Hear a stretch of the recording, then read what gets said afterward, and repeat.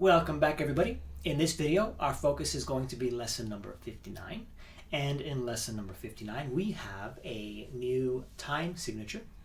So let's go over that first. Top number is the number of counts per measure, in this case 2. The bottom number is the note value that gets the count. In this case, it's going to be the quarter note, right? Because the 4 represents the quarter note. We are playing a whole bunch of 16th notes. So it's going to be 1 E and a 2 E and a. And then the next measure, 1 E and a 2 E and a, 1 E and a 2 E and a, 1 E and a 2 E and a. And then we have some 8th notes. And on the, for example, in the second measure, 1 E and a 2 and. 1 E and a 2 and. In the fourth measure, 1 E and a 2 and. It's either that or the other one, 1 E and a 2 E and a, 1 E and a 2 and. So that's the rhythm to pretty much the entire lesson.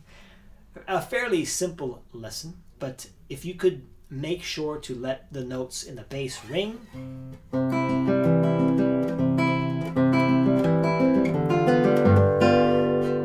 so that you don't want to cut them off. You don't want to do this. See if I can even do it.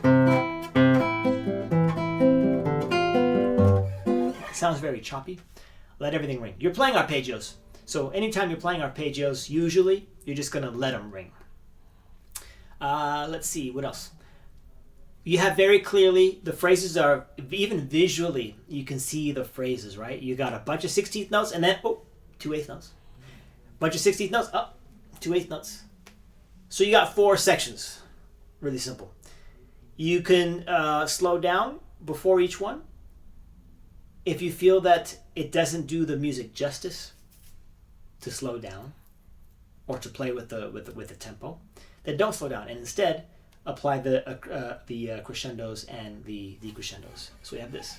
Let's first play by being very obvious with where the phrases are by taking a breath in between each one.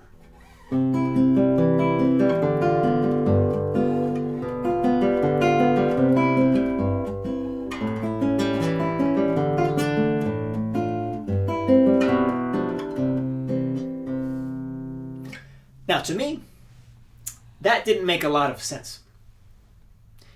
It's so happy sounding, right? And when you're slowing down, you're kind of killing just the character of the piece, or the lesson, or if it were a piece, yeah. So I'm going to play it again and see if you prefer this better. I'm going to just play it through. I will be messing with the crescendos and the decrescendos, very lightly backing off and pushing forward, or pushing the volume. But I'm going to keep the tempo steady throughout. And you may find that you prefer this one because it kind of helps keep the mood lively, or a light mood, right? So here it is again.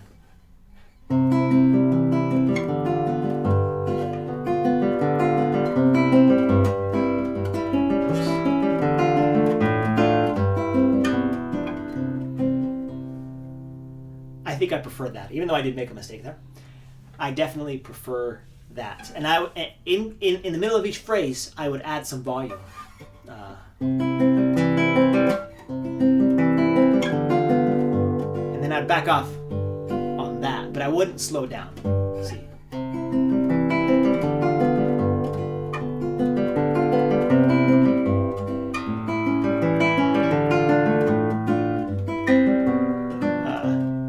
Almost missed that.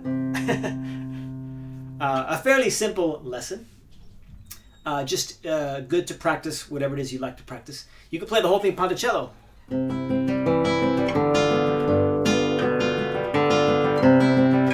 Bring out the bass.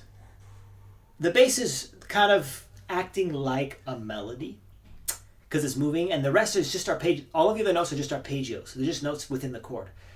The bass, because it's so prominent, it's as if has its own melody. So try and bring out the bass a little bit more by playing louder with the thumb and softer with the fingers.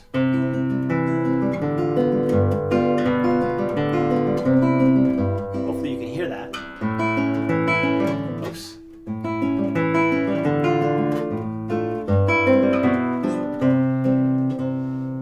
I think that'll be a nice thing to practice. get you used to focusing on bringing your thumb into the foreground. I think I said it right. Just on top of everything else is what I'm saying. Start slow. I know I may have been playing it a bit faster than you're able to, but start slow. So on and so forth. That was a quick one, but that's pretty much everything that needs to be said. A rit at the end, a decrescendo at the end, soft landing again. That's what's going to make the piece more, or the lesson more musical. But use this to practice those crescendos, because it's not a lot of stuff happening once you understand what you're doing. Okay? All right. I'll see all of you in lesson 60.